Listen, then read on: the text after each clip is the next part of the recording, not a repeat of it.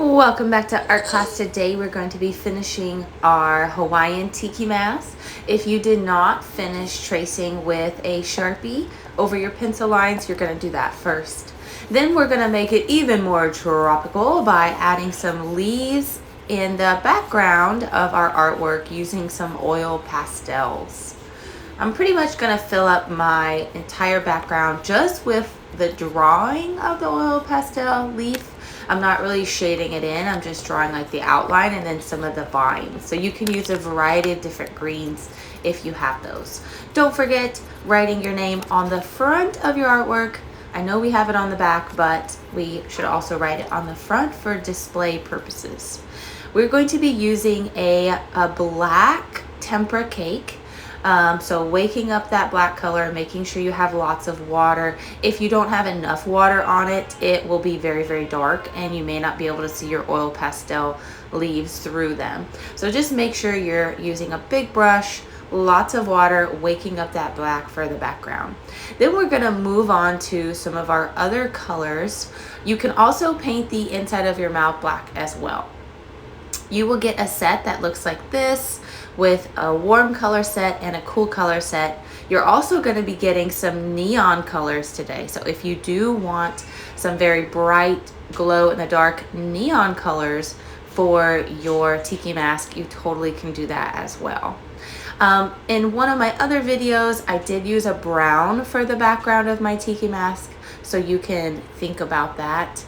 Think about bright colors. I'm also trying to make sure certain things are even. So if I do yellow on one eye, I want to make sure it's the same on the other side.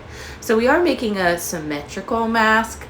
So just think about that and use the same color that's on your brush in multiple locations. So like if you're using some yellow, use it in the crown. Use it in the eyes, use it in some other patterns and details. If not, the painting is going to take a long, long time. Make sure that you are treating your brush like a ballerina, and ballerinas dance on their tippy toes. If you can hear your brush and it sounds like really dry and scratchy, that means it needs more water. So make sure you're using plenty of water today for painting your mask. We also want to paint not only the inside details like the head crown, the eyebrows, the eyes, the nose, the mouth, but we also want to paint behind that as well, like the actual face part of our mask. So I have done a brown in the background once before to represent the wood that they would use for the mask.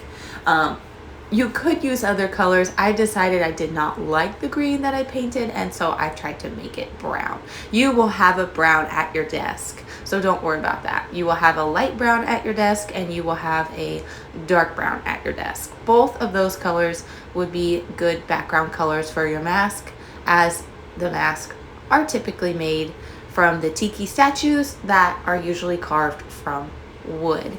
Make sure when you're painting not to leave a lot of white spaces of your background showing. So we want to fill it all in with lots of color. Your teeth, though, we do want them to stay white. Basically, everything else should have some sort of color in it. When you're completely done, take your messy mat and your artwork to the drying rack.